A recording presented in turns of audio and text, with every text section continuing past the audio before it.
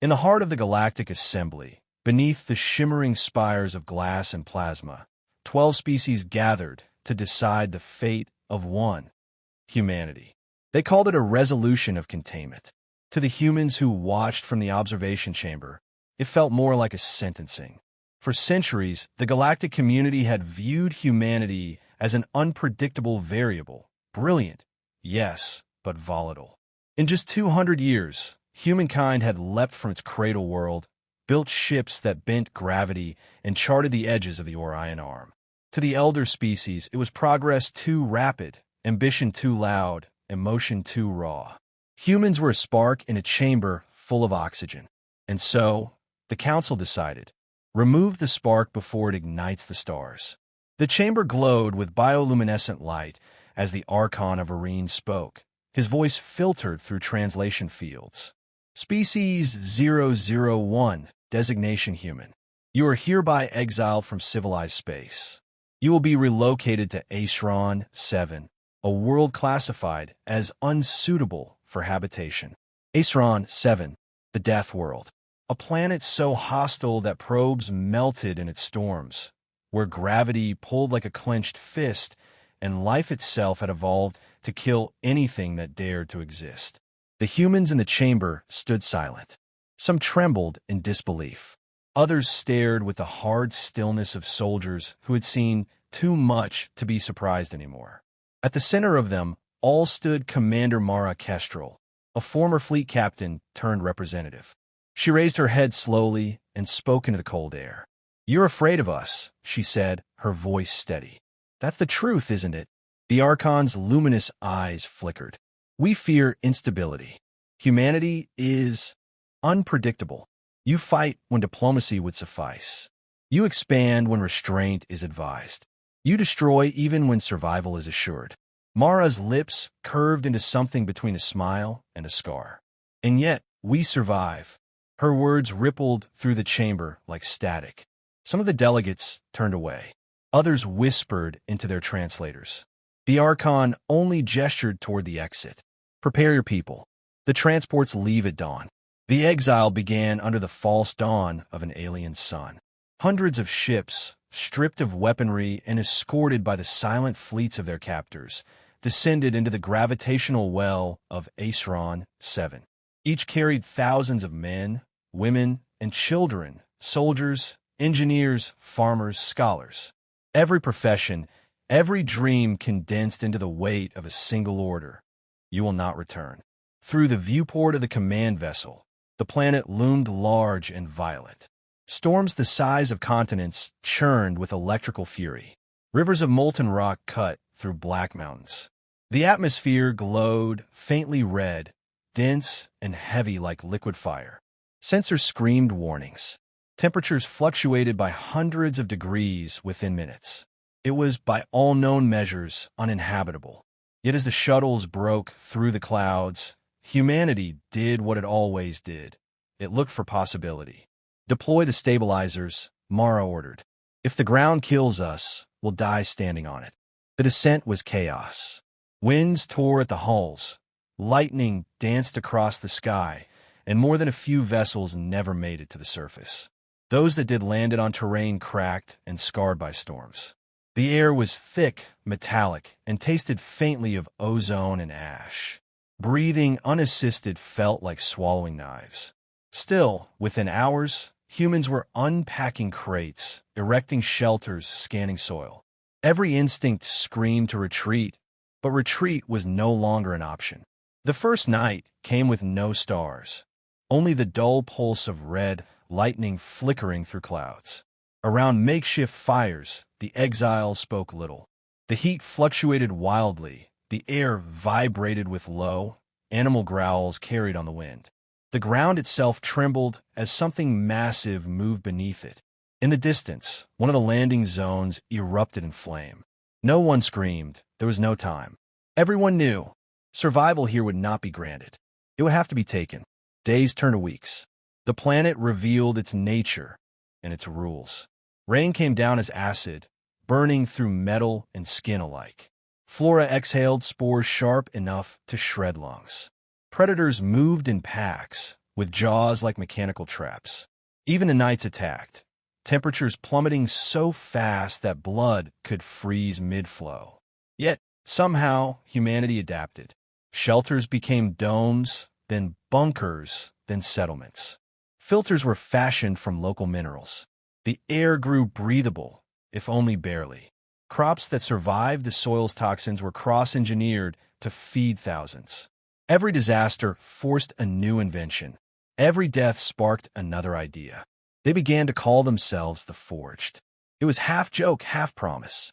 They were the ones hammered into shape by the universe itself. Mara Kestrel stood on a ridge one night, the storm wind tangling her hair, watching lightning crawl across the sky. Behind her, the settlement glowed faintly. Human light, defiant and stubborn in a world that wanted none of it. They wanted to bury us, she murmured to her second-in-command. They forgot that we grow roots. The man beside her smiled grimly. Do you think they'll ever come back for us? Mara's gaze followed a streak of falling debris, a fragment of one of the failed ships, burning up in the thick atmosphere. They'll come, she said, and when they do, they won't recognize what they made. Back in the heart of the galaxy, months later, the Council received its first report. A drone, launched from orbit before the humans' arrival, had survived long enough to transmit images. The feed was damaged, flickering through interference, but the data was clear enough. Human structures visible from orbit, heat signatures sprawling wider each day, unknown energy sources detected. The Archons studied the images silent. They are surviving, whispered one delegate. No, corrected another. They're adapting. A third voice, older and sharper, added. Aceron, 7 was supposed to break them. If they can thrive there, what happens when they leave? No one answered. The transmission looped again. Images of lightning storms and a small settlement glowing defiantly through the chaos. On Aceron 7, the humans continued to build. Children were born who never saw Earth. Soldiers became engineers. Scientists became hunters. Humanity, the unpredictable, uncontrollable force of nature, had found a home that matched its madness. And in the roar of the storms, it began to whisper back. You thought you sent us to die, said Mara, staring into the sky. But you only gave us a world strong enough to become our forge. The wind howled, the ground shook, and thunder rolled across the horizon like laughter. The humans of Aceron 7 did not see exile as punishment. They saw it as evolution. And far beyond their sky, the galaxy, arrogant, ancient, and comfortable, slept peacefully, unaware that the spark it had tried to smother was now becoming fire. Aceron 7 did not forgive weakness. It punished hesitation, consumed mistakes, and buried those who forgot that survival was earned, never given. 3 years had passed since the exile. 3 years of storms, hunger, and constant struggle. The humans who still breathed were no longer the same as those who had landed. Their eyes had adjusted to the dim red glow of Asaran skies, their bodies hardened by its gravity, their minds sharpened by its cruelty. The settlement of Forge Point, once a cluster of survival domes, had grown into a living fortress. Walls made from storm-resistant alloys, power drawn from the planet's magnetic veins, and shields that hummed faintly with blue light. Every structure bore scars, every scar had a name, and every name had a story. Commander Mara Kestrel walked along the upper barricade, watching the horizon boil. The air shimmered with static. Another storm was building. Behind her, the camp buzzed with quiet purpose. Engineers checked stabilizers, scavengers hauled in the latest haul of metal from crashed probes, and children ran barefoot through the dust, laughing like the storm couldn't touch them. It amazed her sometimes, not the suffering, but the resilience. Humans adapted so quickly it frightened even her. When oxygen thinned, they learned to breathe through filters. When food rotted, they rewired digestion bacteria. When predators attacked, they didn't just fight, they studied, dissected, and learned how to strike back. And strike back they did. That night, the storm hit. Asaran's tempests were not mere weather. They were cataclysms. Wind screamed like torn metal. Lightning carved rivers into the earth, and the air turned molten hot before plunging below freezing in minutes. But humanity no longer hid in fear. They harnessed it. From inside the main dome, power technicians worked around the hum of generators, their faces lit by blue plasma glow. On the outer walls, soldiers in reinforced suits held anchor lines, steadying the antenna arrays that drew raw energy from the storm's fury. "Reading a surge," shouted one of them over the radio. 200% above baseline. "Stabilize the intake," Mara ordered. "Don't let it overload the cores." A flash of light turned the sky white, and for a second, time itself seemed to pause. Then came the thunder, a sound so deep it shook bones and rattled hearts. When it passed, the generators roared to life, stronger than ever. Forge Point glowed brighter, every light fueled by the same energy that once threatened to destroy them. Acheron 7's rage had become humanity's power source. Later, when calm returned, Mara stood outside the dome, watching the planet's 2 moons crawl across the sky. Her second-in-command, Lieutenant Rail, approached with a data pad. "The core held," he said. "We got enough energy to power 3 more settlements." 3 more, Mara repeated, looking at him. "Where?" He smiled faintly. "Scouts found another crater, rich in metals, near a geothermal vent. It's habitable enough." Barely.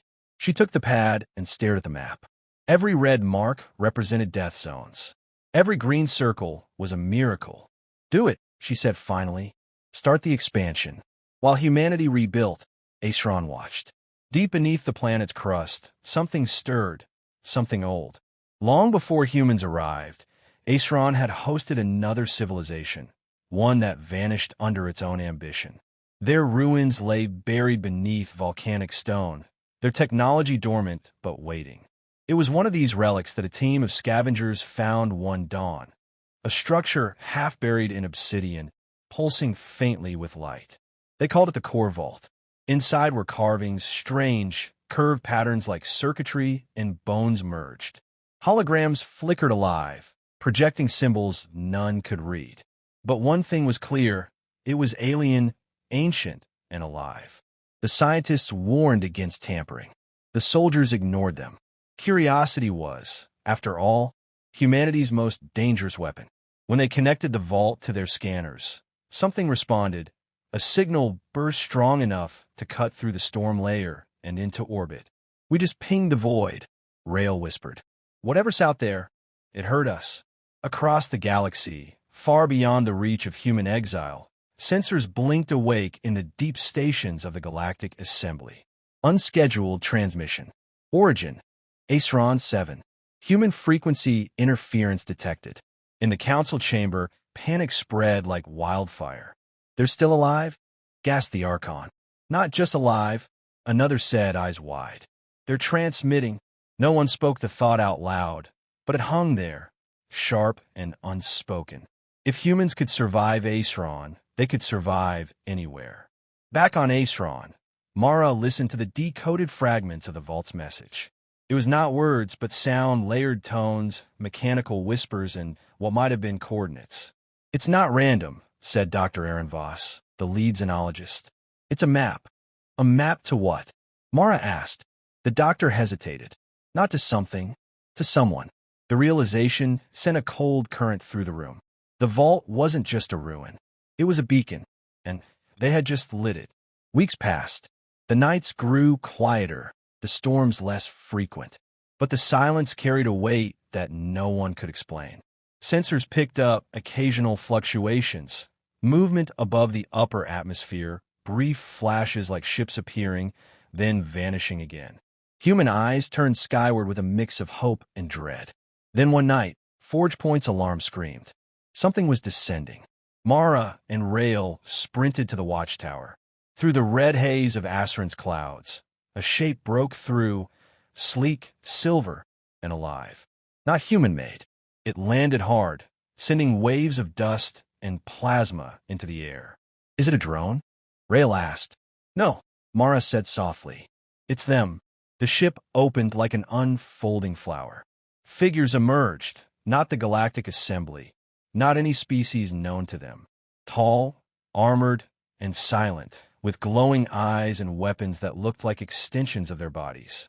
The ruins had called them home. One of the beings stepped forward, voice echoing through a translator field. "You awaken what was buried," it said. "You claim it was not yours." Mara didn't flinch. "We didn't come here by choice," she said. "But if this world belongs to you, you'll have to fight for it." The alien tilted its head, almost amused. "Then fight we shall." Lightning crackled across the sky, as if the planet itself responded to the challenge. The war for Aesron 7 had begun. When the Ancient Ones rose from beneath Acheron's crust, they found a species that refused to kneel. The first war began not with an invasion, but with a misunderstanding, one that turned into blood and then into legend. The alien beings who emerged from the vault called themselves the Vashtar, the remnants of a civilization that had once ruled half the galaxy before it collapsed under its own creation. To them, Aesron 7 was sacred ground, a tomb for their fallen empire, sealed and forgotten. To humanity, it was home. Two species born of different epochs now stood face to face, both forged by ruin, both unwilling to surrender what was theirs. The first attack came at dawn. Forge point scanners lit up like fireworks as multiple heat signatures closed in. Fast, coordinated, precise. The Vashtar moved like shadows wrapped in armor, their weapons emitting pulses of blue light that shredded metal and vaporized walls. The first volley destroyed 3 outer towers. The second hit the southern shield array. By the time Mara reached the command center, chaos had already begun. "Status," she barked, stepping over the body of a fallen sentry. "Shields at 40%. Rail shouted, voice drowned by the alarms. "They're coming from the west. We've got ground units breaching Sector 7. Mara slammed her hand on the comms panel. "All units, fall back to inner defenses. Use the grid as bait. They want to fight. Give them one." Outside, the sky burned crimson as plasma bolts cut through the storm clouds. Humans fired rail rifles and sonic cannons, makeshift weapons powered by salvaged alien tech. The air filled with thunder and screams, and in that chaos, something extraordinary happened. Humans adapted mid-battle. When their guns overheated, they cooled them with cryo-canisters meant for farming. When armor cracked, they welded scrap, plating on the move. When they ran out of ammo, they fought with blades, wrenches, and even fire itself. They refused to fall. Hours turned into a blur of fury and smoke. The Vashtar advanced methodically, but each step cost them more. For every human they struck down, 2 more rose to fill the gap. Even their advanced technology struggled against the sheer unpredictability of human resistance. At the center of it all was Commander Mara Kestrel, her armor scorched, her face bloodied, her eyes burning with the light of defiance. She fought like a storm given form, directing troops while tearing through enemy lines with a scavenged plasma spear. A Vashtar commander confronted her, towering, silver, with a blade of light that hummed through the air. Its voice boomed through her helmet's speakers. "You are dust," it said. "You should have perished with your world."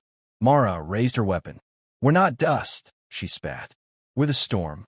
Their clash was brief but brutal, the kind of duel that would be remembered for generations. Sparks flew, plasma scorched the earth, and when the smoke cleared, the alien lay still. Mara stood above it, her weapon cracked in half, but her will unbroken. Around her, the humans roared. The sound wasn't victory, it was a declaration. They would never bow. Days later, after the first assault was repelled, Forge Point lay in ruins. The air was thick with smoke and ozone, but there was laughter in the camps. Humanity had survived the impossible again. Rael joined Mara at the top of a shattered watchtower, overlooking the scarred land. "They'll be back," he said quietly. "Good," Mara replied. "We need the practice." He glanced at her. "You think we can win this?" She smirked. "We already did. We're still breathing." In the weeks that followed, humanity rebuilt, faster than the Vashtar could comprehend. They studied captured tech, deciphered fragments of their language, and re-engineered their weapons into tools of war. The fusion of human ingenuity and alien machinery birthed something new. Weapons that pulsed with storm energy, armor that responded to thought, drones that learned from every encounter. Forge Point became more than a settlement. It became a forge of evolution.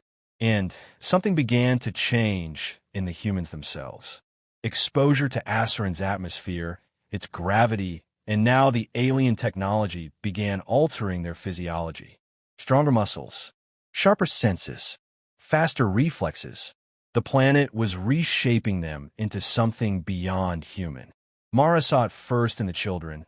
Eyes that glowed faintly in the dark, skin that healed too quickly, instincts that felt old. "We're not just surviving," she told Dr. Voss one evening. "We're becoming something else. Isran is rewriting us," he said, almost reverently. "It's evolution under pressure. Adaptation at hyperspeed." Mara stared into the horizon, where lightning danced like veins of fire. "Then let's see what we become." Meanwhile, in orbit above Isran 7, the Vashtar regrouped. Their commanders reviewed recordings of the battle. Every tactic, every adjustment, every unexpected move. One of them, a high general named Kareth, watched the footage of Mara Kestrel slaying his lieutenant. "They are primitive," he said slowly, yet adaptive. "They learn too fast." Another replied, voice uneasy. "They remind me of us, before the fall." Kareth's eyes narrowed. "Then this war will be our mirror." Weeks later, the Vashtar launched their second offensive. Larger, stronger, and far more strategic. But this time, humanity was ready. They met the invaders not as survivors, but as warriors forged in the planet's crucible. Shielded suits powered by storm batteries, plasma forges turned into cannons, drones that hunted through lightning clouds. When the battle began, the sky itself seemed to split apart. Energy beams carved arcs through the storms. Ships collided in the stratosphere. And on the ground, humans fought like they were part of Isran itself. Raw, wild, and unstoppable. At the height of the chaos, the storm's core energy, channeled through the Forge Point reactors, was unleashed. A pulse of blue-white power erupted outward, vaporizing the first wave of the Vashtar and carving a crater miles wide. The war paused. Even the storm seemed to hold its breath. When the light faded, Mara stood at the center of the crater, staring at the smoking sky. "Message to the stars," she said into her recorder. "We are not your prisoners. We are not your mistakes. We are the children of fire and ruin. And we are coming." Across the galaxy, the signal reached the edges of civilized space. The galactic assembly listened, and for the first time, the elder species felt something they hadn't in centuries. Fear. Isran had stopped trying to kill humanity. Now it was testing them. Months passed since the Second War. The Vashtar had withdrawn to the planet's far side, licking their wounds and studying this strange, relentless enemy. Meanwhile, humanity rebuilt yet again, stronger, smarter, more connected than before. Forge Point rose from the ashes a third time, but it was no longer a mere settlement. It had become a city of survivors, a fortress of light beneath an angry sky. Towers of alloy reached toward the clouds, their tips glowing blue with storm energy.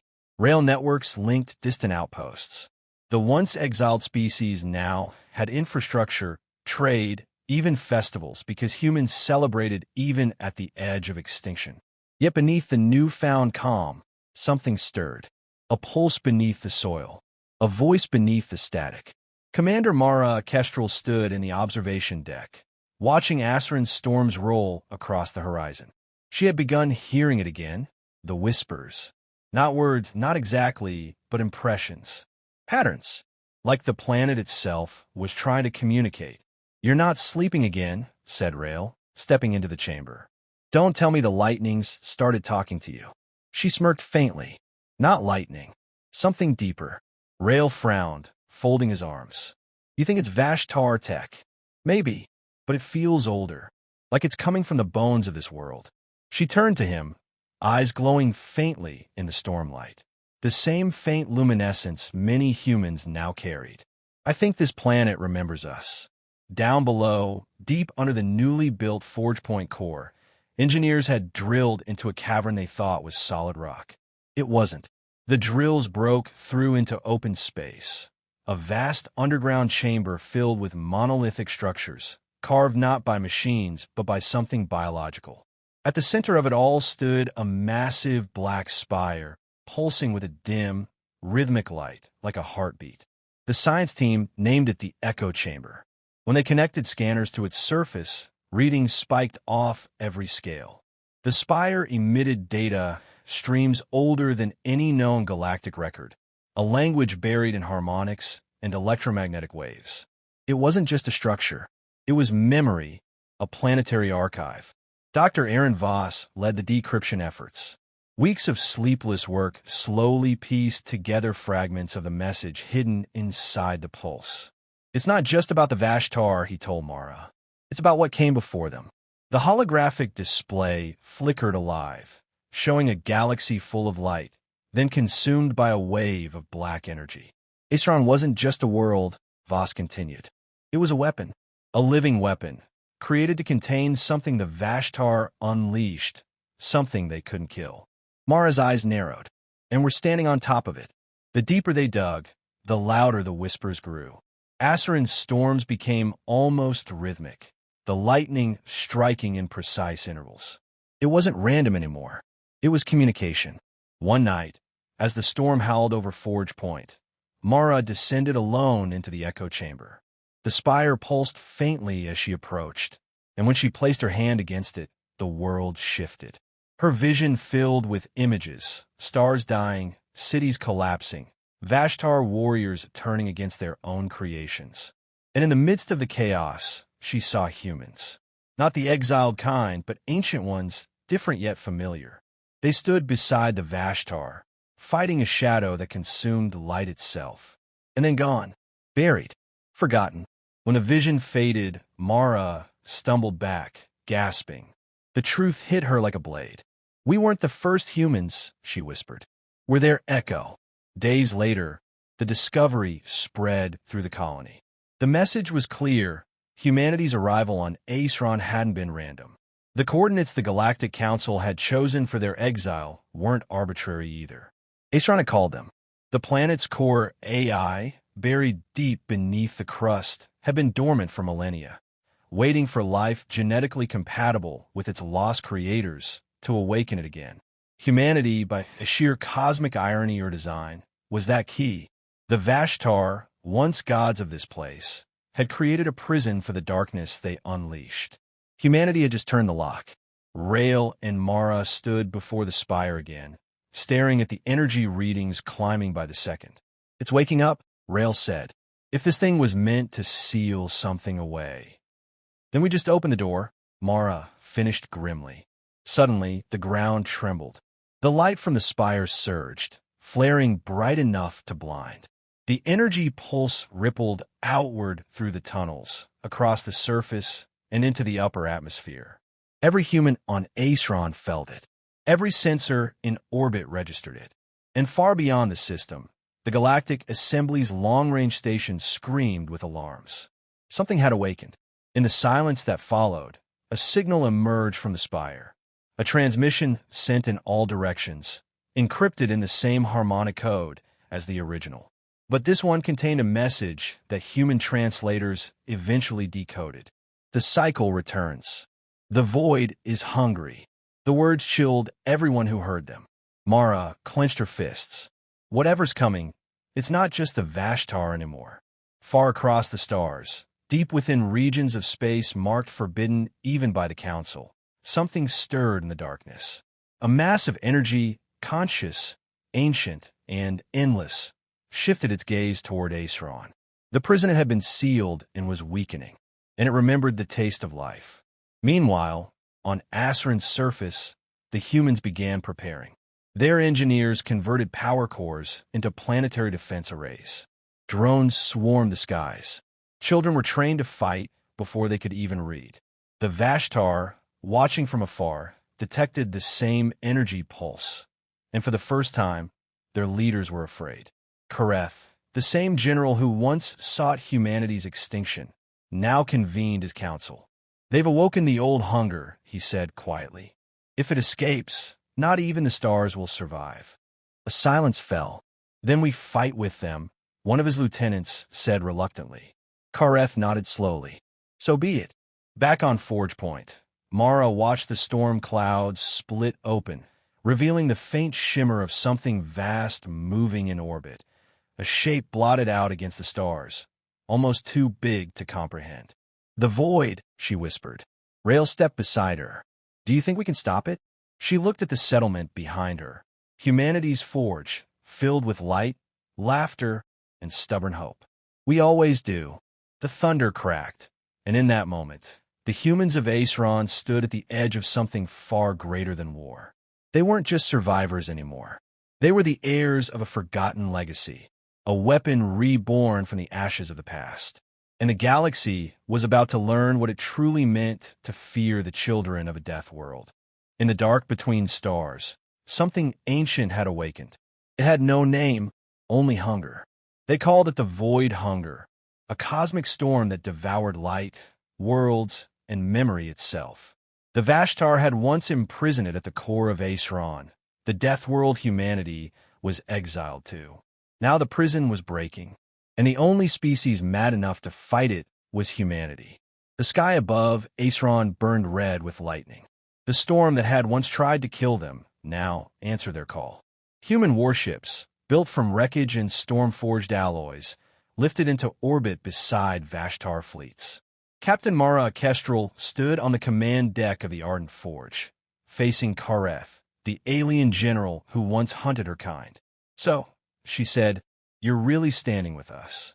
Not with you, Kareth rumbled. With survival. Close enough, she replied. They clasped hands, iron and lightning. An alliance forged in desperation. At Forge Point Nexus, the Echo Spire came alive, glowing with stormlight. Its voice rippled through every comm channel, mechanical yet alive. The prison fails. The void approaches. Defend or perish. The planet itself was preparing for war. The first contact came hours later. A Vashtar scouting fleet vanished near the Kara's rift. No distress signals, no debris. Then came the final image. Stars consumed by shadow, ships erased from existence. Kareth's voice was low, steady. 10 million warriors. Gone. Mara's reply was colder than the void itself. Then we stopped waiting. We hit it first. Operation Dawnfall was born, a plan to bait the entity toward Aesron and trap it within a storm field powered by the planet's core. Every scientist called it madness. Every soldier volunteered anyway. The Allied fleets gathered in orbit. Thousands of human and Vashtar ships glowed against the dark, stormlight reflecting from their hulls. Inside the Ardent Forge, Mara watched the void ahead flicker on sensors. Contact incoming, Rail whispered. Show me. From the darkness, the Void Hunger appeared. Not a creature, not a weapon, but a living shadow that swallowed entire stars. The galaxy itself seemed to dim. Fire everything, Mara shouted. The void screamed, if silence could scream. It lashed out, tearing through the first line of ships. But the humans didn't retreat. They charged. Dozens of warships dove straight into the storm, dropping shock beacons laced with Asarin's energy. Each beacon pulsed blue, creating a glowing lattice across space. Containment grid holding. Rail shouted, We've got it. But the light began to flicker. The creature wasn't dying. It was learning. No, Mara whispered. It's adapting. Kareth's voice thundered across the fleet. Fall back to Aesron. Draw it in. Make the planet the cage. The retreat turned into a desperate chase across the stars. The void followed, feeding on wreckage, growing stronger with every life it consumed. By the time they reached Asarin's orbit, half the fleet was gone. The Echo Spire activated the final defense. Colossal pylons erupted from Asarin's crust, forming a storm lattice across the sky. Bolts of lightning connected the towers, weaving a shimmering energy barrier around the planet. Planetary containment field engaged, the spire's voice boomed. Begin protocol. The void struck, slamming into the barrier.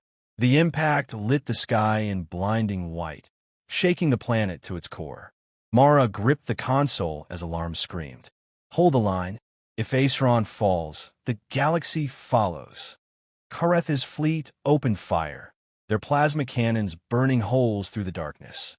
Human ships overloaded their reactors, detonating themselves inside the entity's mass. Each explosion carved light through the void. Each death pushed it back. The final detonation, Ardent Forge herself. Mara smiled through the chaos. For every world you took from us, this one fights back. The ship plunged into the core of the shadow and ignited.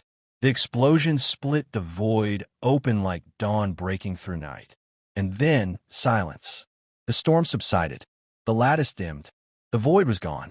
Acheron drifted beneath quiet stars for the first time in memory. The survivors emerged, scattered fleets, broken cities, wounded soldiers, but alive.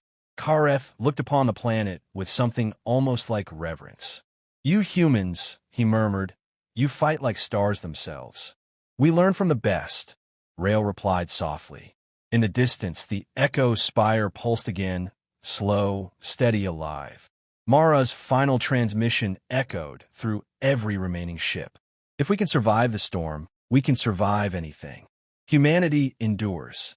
And so the exiles of Acheron became legends, the only species to face the void and live. The galaxy would never look at humanity the same way again. The war for the void was over. But on Acheron, the story of humanity had only just begun. The storms that once tried to kill them now whispered like lullabies across the skies. Lightning no longer tore the heavens apart.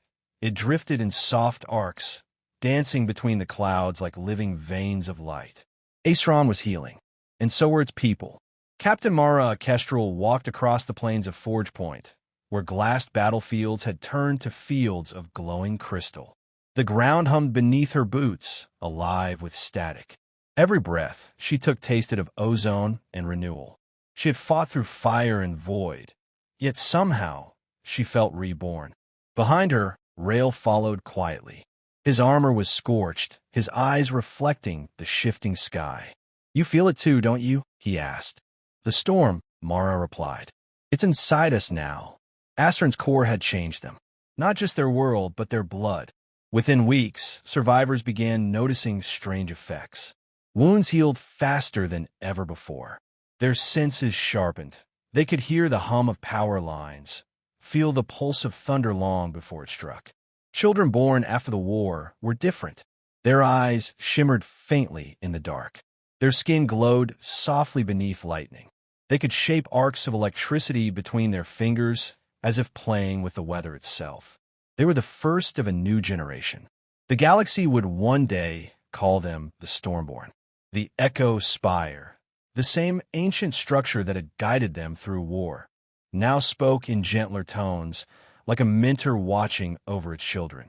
You have changed, it said. The storm has chosen you. You are no longer exiles. Mara stood before its glowing core, eyes fixed on the swirling energy within. We didn't conquer this world, she said softly. We became part of it. The void still dreams, the spire warned. Someday, IT will wake. Be ready. Mara placed her hand on the surface of the spire. Then it won't be the same fight, she whispered. Because next time, we'll be ready. Years passed. Acheron thrived. Forests of luminous trees covered the land. Rivers shimmered with bioluminescent currents, and entire cities glowed softly beneath the eternal twilight sky. Humans no longer built machines that fought the planet. They built with it. Energy towers drew power directly from the atmosphere, glowing in harmony with the storms. It wasn't technology anymore, it was symbiosis. The Death World had become their sanctuary. The Vashtar watched from orbit. Some called Acheron sacred. Others feared it. To them, humanity's transformation was unnatural, blasphemous. But Kareth, the general who had once sworn to destroy them, understood. They're no longer prey, he told his council. They're the storm itself. To fight them now would be to fight nature. His words spread across the stars. And for the first time in history, no empire dared approach Acheron. Generations later, Mara's name became legend. Her descendants walked the same cliffs she once defended, watching the auroras twist across the sky. One of them, a young girl named Lyra, stood beside her mother, stormlight reflecting in her silver eyes. "Mom," she asked quietly, "are the stars afraid of us?" Her mother smiled. "No, Lyra, the stars aren't afraid. They're waiting." "Waiting for what?" "For us to come home." Lightning crackled gently along the horizon, answering her words with soft thunder. But deep beneath Asarin's crust, something ancient still stirred. A fragment of the void, trapped but alive, pulsed faintly within the planet's molten heart. It whispered through the stone, slow, patient, dreaming. "They touched the storm and became my equals." The voice faded, lost in the hum of the planet. Asarin's heartbeat continued, steady, alive, eternal. The Stormborn spread across the stars again. But this time, they didn't conquer. They healed. They brought worlds back from ruin. They taught the broken races what resilience truly meant. Everywhere they went, storms followed, not of destruction, but of rebirth. The galaxy, once united in fear of humanity, now whispered a new kind of awe. They sent humans to die on a death world, the stories said. Instead, they became a storm that guards the living. Centuries later, when travelers passed through the outer void, they could still see it, the glow of Aesron from light years away. Not a planet of death anymore, but a beacon, a warning, a promise. From the ashes of exile came evolution. From the fury of the storm came strength. And from the silence of the void came the children of the storm.